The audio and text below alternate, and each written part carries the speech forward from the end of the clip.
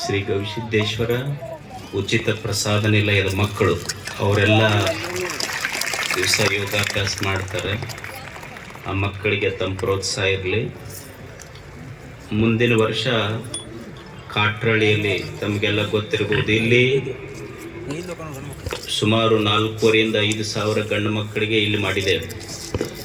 ಕಾಟ್ರಳ್ಳಿಯಲ್ಲಿ ಸುಮಾರು 48 ಎಕರೆ ಕ್ಯಾಂಪಸ್, ಕಾಟ್ರಳ್ಳಿ ಮತ್ತು ಕೋಡೂರು ನಡುವೆ. ಅಲ್ಲಿ ಈಗೊಂದು 1200 ಜನ ವಿದ್ಯಾರ್ಥಿನಿಯರಿಗೆ ಕಾಲೇಜ್ ಬಿಲ್ಡಿಂಗ್ ರೆಡಿಯಾಗಿದೆ. 1200 ಮಕ್ಕಳ ಡೈನಿಂಗ್ ಹಾಲ್ ತಯಾರಾಗ್ತಾ ಇದೆ. 600 ಮಕ್ಕಳಿಗೆ ಒಂದು ದೊಡ್ಡ ಹಾಸ್ಟೆಲ್ ರೆಡಿಯಾಗಿದೆ. ಬಹುಶಃ ಏಪ್ರಿಲ್ ಮೇದೊಳಗೆ ಅದರ ಉದ್ಘಾಟನೆ ಮಾಡ್ತೇವೆ. ಅದರ ಬಿಲ್ಡಿಂಗ್ ಕ್ಯಾಂಪಸ್ ಎಷ್ಟು ಚಲೋ ಆಗಿದೆ ಅಂದರೆ ನಿಮಗೆ IIT ಬಿಲ್ಡಿಂಗ್ ನೋಡ್ದಂಗೆ ಆಗಿರ್ಬೇಕು, ಅಷ್ಟು ಸುಂದರವಾಗಿ ಆ ಮಕ್ಕಳಿಗೆ ನಿರ್ಮಾಣ ಆಗಿದೆ. ಅದನ್ನೆಲ್ಲ ಮಕ್ಕಳಿಗೆ ಅದನ್ನೆಲ್ಲ ಉಚಿತವಾಗಿ ಮಾಡಬೇಕು ಅನ್ನೋದು ನನ್ನ ಕಲ್ಪನೆ.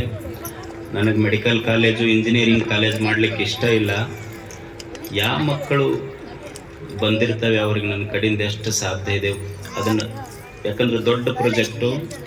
ಈಗ ಅದರ ಡಿಟೇಲ್ಸ್ನ ಹೇಳಾರೆ, ಅದನ್ನು ಉದ್ಘಾಟನೆ ಆದಮೇಲೆ ಅದನ್ನು ಎಷ್ಟರ ಮಟ್ಟಿಗೆ ನಾವು ಮಾಡ್ತೀವಿ ಅನ್ನೋದನ್ನು ನಿಮಗೆ ಹೇಳ್ತೇನೆ. ಆದರೆ ಅದು ವಿದ್ಯಾರ್ಥಿನಿಯರಿಗಾಗಿ 1200 ಮಕ್ಕಳು ಓದ್ಬೋದು.